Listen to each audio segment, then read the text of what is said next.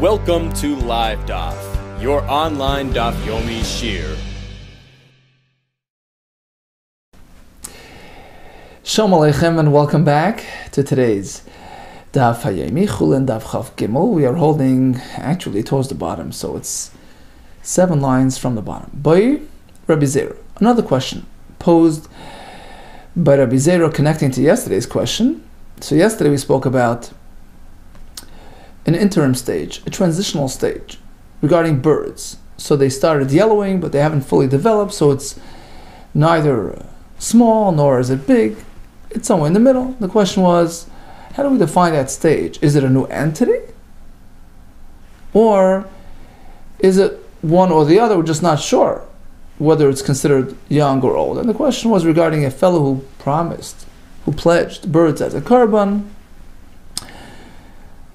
And the question is, if he brought all different types of options, can we say he's covered, or shall we say no? This transitional period is its own entity. It cannot be considered young or old. And that was the question we discussed yesterday. Here come 2 more questions regarding this type of issue, dealing with some sort of transitional entity. And the question is, how do we define it? In this case, instead of pledging birds, he pledged an oila of a behema, animal korban. And he left it up to himself. Mina ayil, mina keves. I'll decide, I'll bring either a keves or an ayil. So in the sheep family, we have 2 categories. We have the keves, which is from birth until the year is up, until 12 months. And then he turns into an ayil when he reaches month 13. But in between 12 and 13, during that 13th month, meaning past the birthday until he reaches a full 13 months, he's called a palgas. Palgas, some learn, is understood like plag gas, a half of a gas, half of a big one. He's not yet fully mature, he's not yet there. Almost, but not yet. So he's neither a keves nor an ayil. And that's what he chose to bring, Vehevi palgas. Now, what's his status? Has he fulfilled his obligation or not? Now, had he said, I'm bringing a keves, and he brings a palgas, you can't say he fulfilled his obligation. You don't know what a palgas, but here, he says it's up to me. I'm going to bring one or the other, keves or an ayil. So either way it works. And he brings a palgas, which is somewhere in the middle. So the question really is, how do we define palgas? Is palgas either a keves or an ayil? Just we're not sure. To us, it's undefined, but really it's one or the other. So in this case, that it brings a palgas to account for his obligation, which is either keves or ayil, he's covered. On the other hand, perhaps palgas is its own entity. This transitional state is neither here nor there. Now, he promised keves or ayil. This is none. It's not keves or ayil. Mao, what's the status? There's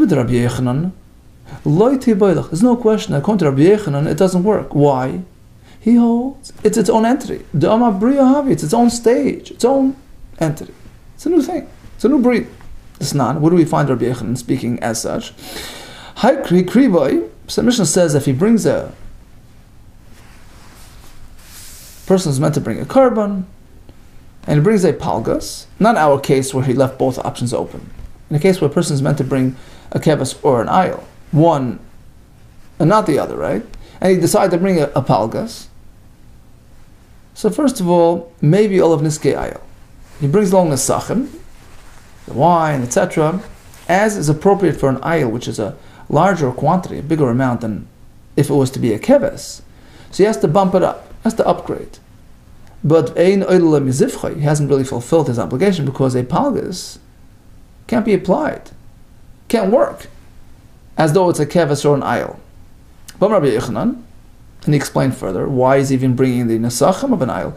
Oy la'ayil, in the discussion of nesachem, we have the word oy. Oy la'ayil is Rabbi says palgas. The pasuk here is including the palgas to be regarded as an ayil regarding the nesachem. So clearly, the fact that there's a pasuk speaking about it indicates to us that palgas is a new breed, it's a new entity. Otherwise, why a pasuk? Why does the pasuk have to bother telling us? You should know that if you're not sure what it is, you have to bring the higher, larger amount of nesachim. Obviously, we're not sure. You go strict. You go up, right? Apparently, it's not a case of suffix. It's not a matter of uncertainty. Whether the palgus is a keves, which needs a smaller amount of nesachim, or ayil and a larger amount is needed, he's in the middle. He's in no man's land, no animal's land. And hence the Torah has to tell you, look, he's treated like an ayil regarding nesach. So clearly, according to Rabbi Yechon, he's a bria. Bria, he's a new metzius, he's a new entity. And therefore, in our case, where he pledged either a keves or an ayil, he can't fulfill it with a palgus. So that's clear. The question will be, the question can still apply aliba according to the bar pada, who tells us, we turn to Talmud Bavli, the Amar who says like this, that regarding the fellow who brought a palgus, in that Mishnah there, the Amar Maisiu Masni. He has to bring nesachim, right? The higher amount, but he conditions. Masni means a t'nai, he has to make a condition. Because he has no pasuk to bump him up. Rather, circumstantially, he has to come with a bigger amount, just in case. But he has to condition it. What's the condition? He says, look, I'm not sure what this palgus is. Is he a keves? So then just a smaller amount of nesachim is needed, and the rest is just a donated, donation. If in fact he's considered like an ayil, okay, so here it is. Here's the big donation. Here's the big nesachim. So the question is, according to Bar Pada, who holds that you condition, that you specify, that you stipulate, what do you stipulate? How many possibilities is he going to address? Is it only two? Either it's a keves or an ayil, or perhaps we have to entertain a third possibility as well, a third option. Maybe it's its own entity. Mi Amrina shall we say, ba'ayil of a keves masna. The stipulation only relates to the possibility that he's either an ayil or a keves. B'briya le masna, he doesn't stipulate. Doesn't entertain the option that perhaps it's its own bria, it's its own entity. Because really it's not, it's one or the other. So back to our story where the fellow pledged keves or ayil, I'm leaving it up to me, and it brings a palgus, he's yaitze mimanav shach. Either way it's good. Either it's this or it's that. On the other hand, b'briya nami masna, perhaps according to Apada, he has to stipulate the possibility, the option that perhaps it's its own entity. The Amar, he has to declare. When he brings in a nesachim, he says, look, maybe it's a third type of thing. It's a bria. It's nor this nor that. I bria hava. In fact, if this palgus is considered its own creature, we have a CHULLIN adava. So these nesachim don't belong here. The palgus doesn't have nesachim. So it's completely donated. So basically, according to this approach, all agree, Rabbi Yechon for sure, even Bar Pada, entertains the notion that perhaps a palgus is its own thing. So back to our story, you can't know that you have fulfilled your obligation. Take it, we leave it unresolved. Take it literally means stand, let it stand. Let it stand until it will be resolved. However, some Mefarshim bring the teku stands for Tishbi. Eliyahu Navi comes from Tishbi. Eliyahu Tishbi Yitaretz. Taf Yud Kafav. Tishbi Yitaretz Kushyois Vabayis. That's how the Rebbe used to teach us in Cheder. V'Rab Zera. Here comes yet a third presentation. A question by Rab Zera related to the same question, same type of thing. Something transitional, and how to relate to it. A person pledges to donate breads for a toida. We know that a korban toida is an animal that comes along with 40 breads. 30 of which are matzah, 10 are considered chametz. So he's pledging 10 chametz bread for a toida. Or I'll bring them as matzah. I'll choose, I'll decide, it's up to me. Okay, I'm pledging 10 breads. Perhaps there'll be chametz, perhaps matzah. And what did he bring? Something in the middle. How do you get something between chametz and matzah? It's called seer. Vehevi seer. He brought seer. Mao, what happens now? Same type of question. Shall we consider seer as a new phenomenon, a new entity? Neither chametz nor matzah, so he hasn't really fulfilled any obligation. Or perhaps seer is just a suffix. It's a state of uncertainty. We're not sure how to treat it, how to label it. Is it categorized as chametz or matzah? But it is one or the other. So either way, he has fulfilled his obligation. So it's the same kind of idea. The yellow birds, the palgas animal, the seer dough. What's the halacha here? Before we continue, let's just analyze what type of material did he show up with. Seer deman. Whose seer are we talking about? Rashi brings the background here based on the Gemara and Psachim. Mishnah has a machlokes regarding the status of seer.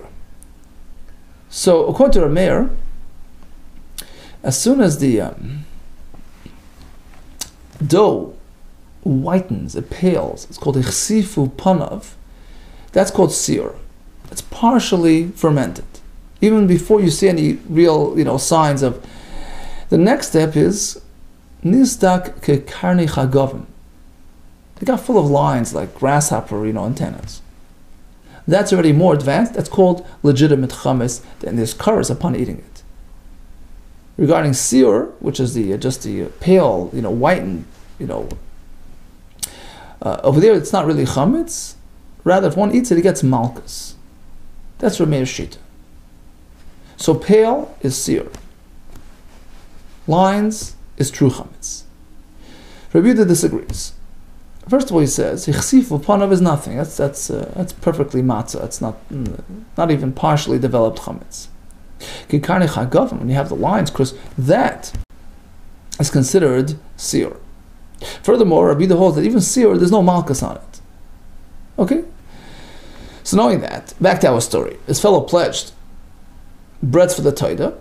He says, look, I'm leaving it up to myself, either chametz or matzah, and he shows up with seer, which is neither chametz nor matzah. So what's the status? Seer deman. Whose seer are we talking about? What level of seer? Is seer de Rameir? Are we speaking about Rameir's type of seer, which is the hichsif of panav, the pale, dough? Well, Rabbi Yehuda, if the question is here posed according to Rabbi Yehuda, that's not an issue. To begin with, matzah ma'al yosei, that's perfect matzah according to Rabbi Yehuda. That's a non-issue. Okay, so that's not really pertinent. Either Rabbi Yehuda or Rameir. Are we speaking about Rabbi Yehuda's definition of seer? The dough that has those lines running through it. Now, according to who are we asking here? Whose opinion are we discussing? The Rameir, according to Rameir, chametzu. According to Rameir, it's true chametz. So there's no question as to what it is. It's real chametz. Next option, Vida Rameir, L'Rameir. Okay, perhaps we're speaking about Rameir's seer, the pale dough, and the question is posed according to Rameir, how to treat it. Well, again, it's not a question. Midilaki alei chametzu, the fact that Rameir considers him liable to malchus upon eating it. Apparently, it is somewhat categorized as chametz. It's not full chametz. It's not complete chametz. There's no kares upon eating it, but there's malchus. Apparently, it's already categorized as chametz. So why is there no kares? Rashi says because ultimately it's not edible. And kares only applies to real edible chametz. But in terms of its label, in terms of its category, it's chametz. So back to our story. When he brings lachmi toida, made of this material, of course, he has fulfilled his obligation. He brought chametz. So that can't be the question. Ella, rather, the only option would be like this. Ella de Rabbi Yehuda. We're speaking about Rabbi Yehuda's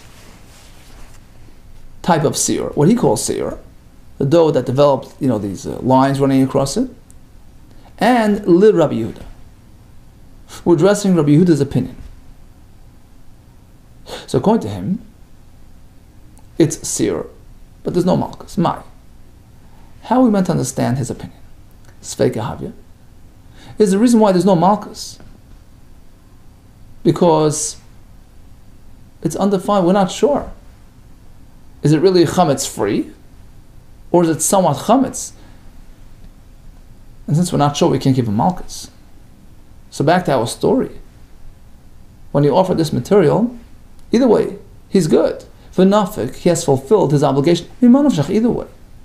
Look, he committed to either chametz or matzah. Well, this is one or the other. We're just not sure, but inherently it's one or the other. Or you can say, no, there's no suffix. It's inherently undefinable. It's a new entity. Briyahu. And therefore, you can't fulfill the obligation because you promised chametz or matzah. This is nor this nor that. asks the Gemara, hold it, before we get involved in all these definitions, what did this fellow pledge? Breads for a taida. Now, either way, he has to bring a full package now. He can't just suffice with these 10 breads. Rav Huna teaches us, the person gets up and declares, I'm going to bring lachmi taida. You can't just stop there. Maybe taida v'lachma. You can't just suffice with bringing breads. It triggers a whole package. The whole taida, the animal with the 40 breads. And once he has to do that, this whole question is not really relevant. Why? Once he has to bring the full taida and the full lechem, the full package, an animal with 40 breads, 30 of which are matzah, 10 are chametz, so these 10 breads are not going to help him. Why? Because this man has no clue what these 10 breads are, right? It could be one or the other, right? Let's say, granted. But that's good when he stops there. So he says, okay, I'm done. But when he has to complete the package, he doesn't know what to complete it with. He doesn't know, chametzu is what I brought chametz, is it categorized as chametz, in which case I have to complete the matzah package, the lacy matzah. Maybe this is matzah and I have to complete the chametz. Either way, you have to bring chametz and matzah, but it's not going to help him.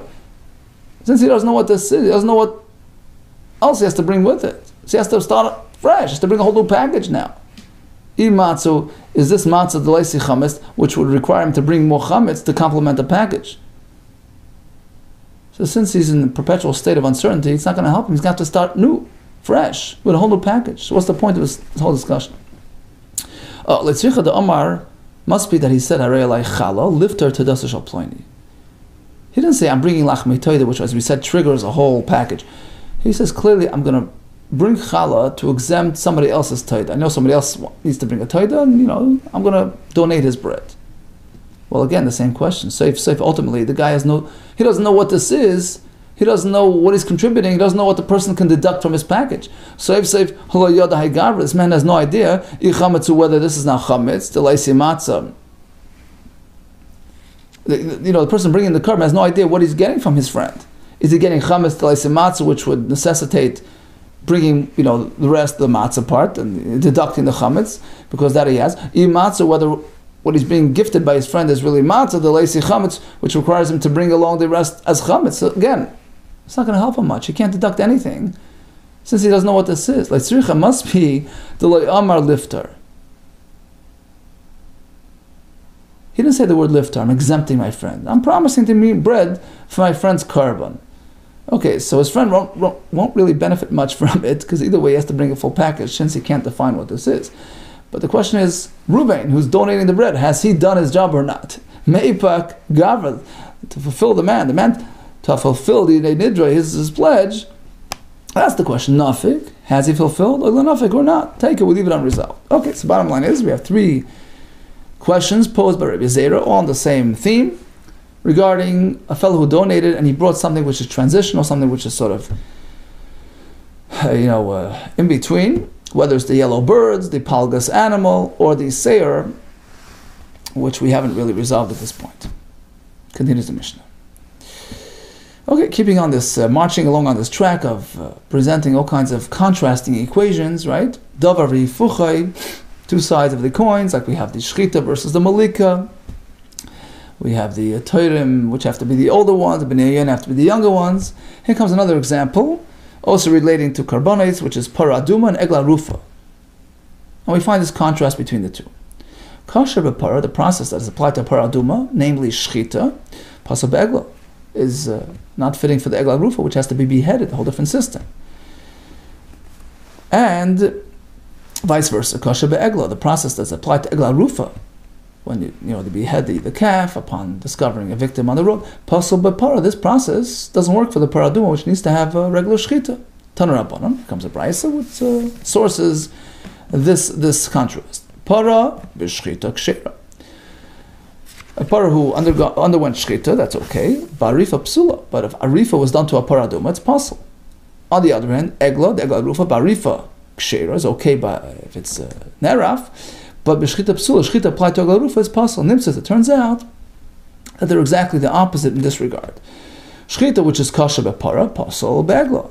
The arifa, which is kosher by the be'egla, is possible b'para. Ask the Gemara who says, but hey, perhaps para kshera b'arifa, perhaps arifa can work for the para based on a kal v'chayma. What is the kal v'chayma? Uma egla. Since the egla al-rufa shelo yuchsha b'shchita, which shchita is not fit for it, huchsha b'arifa works with arifa. Para aduma shehuchsha b'shchita, which shchita works. Ain't it? Wouldn't you agree? Shehuchsha b'arifa, that arifa should also work. Continue to the next Talmud. Amakro, we have a pasuk by the para aduma, which limits it to shchita only. Amakro v'shachat, the pasuk says v'shachat oisel lefanav, and then it says zois chukas ha-Torah. Right?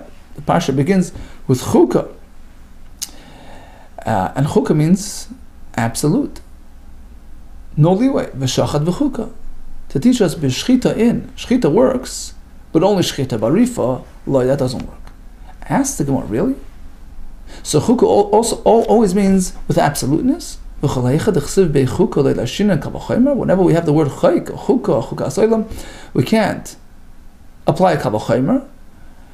Let's take a look at Yom Kippur. By Yom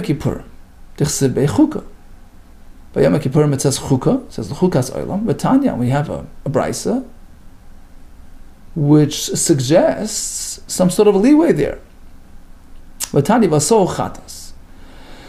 this is regarding the goyrol. They make this lottery to designate the pair of goats. Which one will be a chatas? Which one will be sent out to the to Azazel, to the desert? And the pasuk says vasohu chatas. Only this manner of designation works to make it a chatas. Only the goyrol. You can't just verbally express it and designate it like that. Ha-goyrol oiseh chatas. Only the goyrol system makes it a chatas. Vein Hashem, but merely calling out its name and declaring it as such, that doesn't make it oiseh chatas. And that's why we need a pasuk vasohu chatas. Only this way. Because otherwise, I would suggest, by way of a kal v'chomer, that even verbal expression works. Shiachal aladinu, based on a kal v'chomer. Typically, when a person brings, a pair of birds, chatas and oila, girl is not a system you can employ there to designate what's what. Still, despite girl not working, Kiddush Hashem, verbal expression does designate it. Certainly on Yom Kippur, which allows for girl, wouldn't you agree that the standard system of designation, verbal labeling, would work as well? Malkim shekiddush hagirl on Yom Kippur, a girl works to be mekadesh the karbanis. Eino yidin shekiddush Hashem. Wouldn't you agree that shame would also work? Certainly, right? Talmud Leimar. That's why the pasuk comes back and says vaso chatas, to limit it. Hagirl, only that system oiseh chatas can make it into chatas. Vein Hashem, but verbal designation cannot be oiseh chatas. Now, time in the kasser rachman of vaso chatas. Clearly, it's only because of this extra pasuk of vaso chatas that we discount verbal designation. But otherwise, if not for that, we would apply the kal v'chomer to allow it. In spite, it's saying chukah. Apparently, chukah is not absolute. So back to our story. Why can't you do arifa on the paraduma based on kal v'chomer, irrespective of chukah? Says the more you're right. We have a special pasuk in the Torah that rules it out. Miyat rachmana gabe egla ha'arufa. We have the word ha'arufa by the egla rufa to tell you, only this one, zois. Only this one can be processed by rifa, ve'ein acheres by rifa, as opposed to a paraduma that can't have a rifa. Okay. Settled. Now let's go the other way.